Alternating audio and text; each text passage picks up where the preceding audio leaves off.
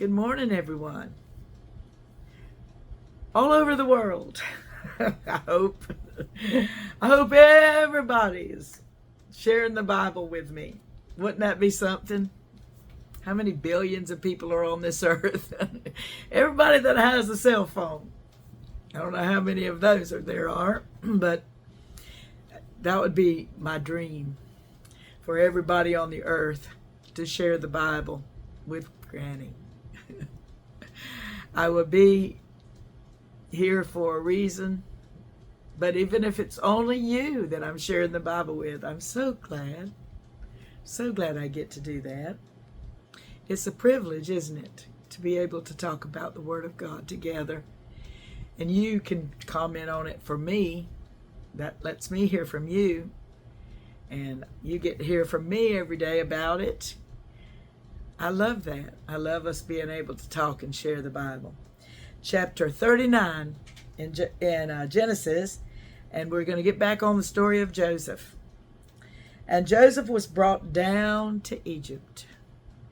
And Potiphar, an officer of Pharaoh, captain of the guard, an Egyptian, bought him out of the hands of the Ishmaelites, which had brought him down thither.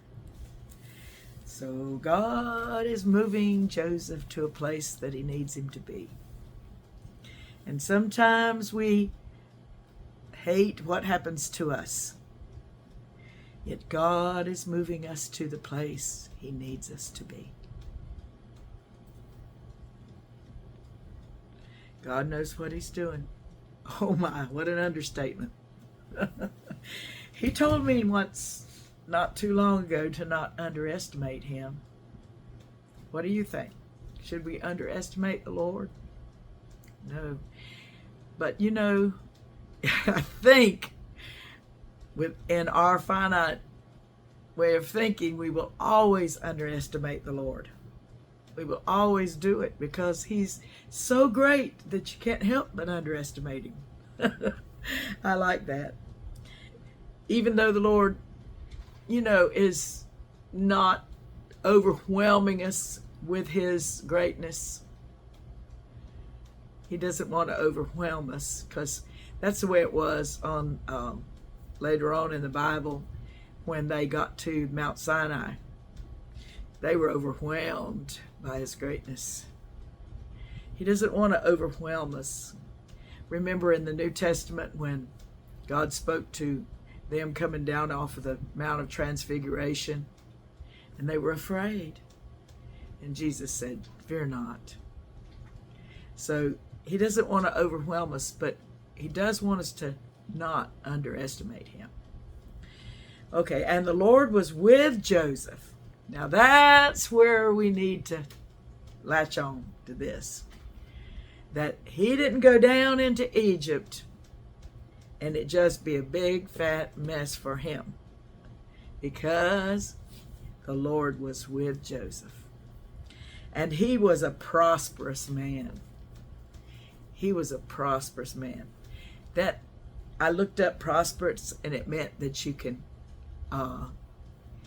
you're able to get gain. You're able to succeed. And in Joseph's case, he was a prosperous man, meant that he was able to help who bought him. And he was in the house of his master, the Egyptian. And his master saw that the Lord was with him, and that the Lord made all that he did to prosper in his hand. Everything Joseph did caused gain, caused things to get bigger and start and be blessed. And here his master said the Lord was with him. Now, these are people in Egypt that worshiped all kinds of different gods. As we go into Exodus, when we get to Exodus, we'll be amazed at the gods that they worshiped. But here his master saw that the Lord was with him, and that the Lord made all that he did to prosper in his hand. You know, something that's amazing to me is as I read through the Bible and I read about people like Nebuchadnezzar, and now here this Potiphar and other kings in the Bible, that they have other gods, but when the true Lord comes around, they instantly understand that it's Him. They see that it's Him.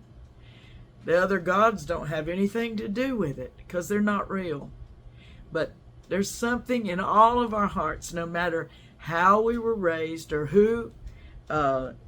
what things we were taught, that there's a place in us that says, oh, it's the Lord. When the Lord spoke to my husband and said, I won't call you again, my husband had never worshiped the Lord. Not that I knew of, but instantly he knew it was the Lord. He knew it was the Lord, and he knew he needed to do something to get himself straightened out. I'm telling you, it's wonderful. Our world is so corrupted, but only a word from the Lord can cause it to turn around. We need that word, don't we? And this is the word. This is the word. This precious, holy Bible is the word, our perfect book. And so his master, Potiphar, saw that the Lord was with him and that the Lord made all that he did to prosper in his hand.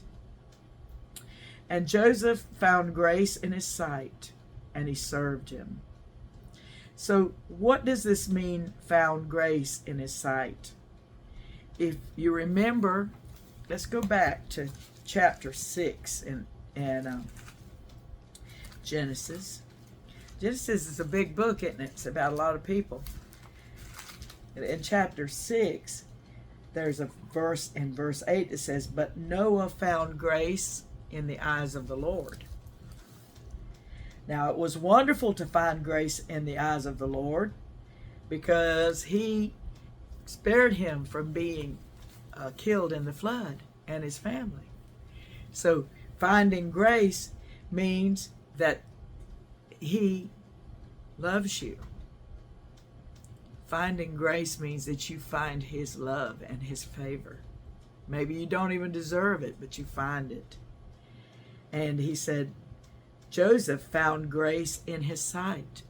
So Potiphar loved Joseph. And it says found grace in his sight, and he served him. Joseph served his master, and he made him overseer over his house, and all that he had he put into his hand. Now, I don't know how long that took. Remember that Joseph was, it says he was 17 when he was sold, but it may have taken, say, 4 or 5 years for the overseer to see all the blessings that had transpired in his house while Joseph was there. So, because see, Potiphar wasn't just farmer or something like that. It says he was an officer of Pharaoh, captain of the guard. So he had work outside of his household, and so he needed an overseer, and he made Joseph the overseer of his house. And all that he had, he put into his hand. So Joseph was faithful. He was a faithful servant. And we read in the New Testament, and it talks about being someone's servant, that even if they're not a Christian or they are a Christian, the Bible teaches you, if you're a servant, to treat them like they're the Lord, to be in submission to them and do the best that you can do for them. And so this is what Joseph did. This is what he was doing. He was watching out for his master's property and for the good of his master. And it came to pass from the time that he had made him overseer in his house, and over all that he had, that the Lord blessed the Egyptian's house for Joseph's sake. And the blessing of the Lord was upon all that he had in the house and in the field. So Potiphar had fields. Potiphar had land. Potiphar was not only the captain of the guard and tending to Pharaoh's work, but he was also had his own property, and this property was blessed for Joseph's sake. Does that remind you of somebody we've already studied? How about Laban and Jacob? So, and of course, don't you think that by the time he was 17, that Jacob had talked to him about what had all happened in Laban's house, and perhaps how the Lord had blessed him, and how he saw his daddy, Joseph had seen his daddy trying to take care of everything in a godly manner, because Jacob did cause Laban's property to prosper, Laban's household to prosper. So it says Potiphar, and he left all, in verse 6, and he left all that he had in Joseph's hand, and he knew not aught he had, save the bread which he did eat. And Joseph was a goodly person and well favored. Now, do you remember who Joseph's mother was? She was Rachel. And Rachel was beautiful, wasn't she? And she was well favored by Jacob especially. And so it was a combination of Jacob and his strength and Rachel and her beauty. That was Joseph. A goodly person and well favored. And it came to pass after these things that his master's wife cast her eyes upon Joseph, and she said, "Lie with me." Uh-oh. He was well favored, and he was a goodly person, and she was not in love with her husband. She did not love her husband. If she had, she wouldn't have done that. But she cast her eyes upon him and wanted him to lie with her. But he refused and said unto his master's wife, "Behold, my master wotteth not," or doesn't know. Wotteth is a kind of an old word for know. My master knoweth not, wotteth not, what is with me in the house, and he hath committed all that he hath to my hand. There is none greater in this house than I. Neither hath he kept back anything from me but thee, because thou art his wife. How then can I do this great wickedness and sin against God? Good man, right? A good man. How can I do it? He was reasoning with her. How can I do this great wickedness? It would be great wickedness for me to lie with you. And then he didn't say sin against Potiphar, though that was implied, that wickedness was, and sin against God. So if you look at just this portion we've done this morning, you realize that Joseph was a great witness for the Lord. His master saw that the Lord was with him. So his master acknowledged who the Lord was because of Joseph. And now Joseph is testifying to Potiphar's wife that I cannot sin against God and do this. And it came to pass, as she spake to Joseph day by day. So she was nagging him. She was after him. She was beside herself. It wasn't something natural. It was probably the devil egging her on. You know, the devil isn't always mentioned in the Bible as doing things. But you know, if he tempted Eve in the garden, you know, if he was behind Job being so afflicted and tempted by the affliction, he was wanting Job to curse God and die, you know he wanted Joseph to get in the bed with Potiphar's wife and destroy his testimony and destroy this that God was building up in the whole story of Joseph for us to see. But Joseph was true. And it came to pass, as she spake to Joseph day by day, that he hearkened not unto her to lie by her or to be with her. And it came to pass about this time that Joseph went into the house to do his business, and there was none of the men of the house there within. And she caught him by his garment, saying, Lie with me. And he left his garment in her hand and fled and got him out. He ran away. Sometime us women, and I'm not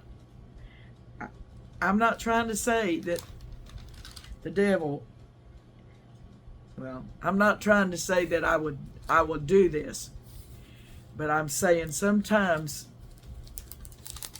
he can put something in your mind and you can be doing stuff that you know is wrong to do. And she probably did, although she seems like she was a wicked person. She wasn't convicted by what she was doing. But Joseph wasn't going to have it. And he got him out. He left his garment in her hand. And it came to pass when she saw that he had left his garment in her hand and was fled forth, that she called unto the men of her house and spake unto them, saying, See, he hath brought in an Hebrew unto us to mock us. He came in unto me to lie with me, and I cried with a loud voice. And it came to pass when he heard that I lifted up my voice and cried, that he left his garment with me and fled and got him out. She was wicked, all right. She was saying something against her husband to the men of her house. She said, See, he hath brought in an Hebrew unto us to mock us. She said that against her husband. What I said, she didn't love him. And then she said, He came in unto me to lie with me, and I cried with a loud voice. Don't you know that they knew better than that? Don't you know they did? The men of the house, I'm sure they did. But she was complaining against her husband and lying on Joseph. Verse 16, and she laid up his garment by her until his Lord came home. I'm going to stop right there. We're going to see what happens to Joseph. Here he goes again, huh? Down, down, down, but ready to get going up, up, up because of God being with him. Okay, I'll see you tomorrow, Lord willing.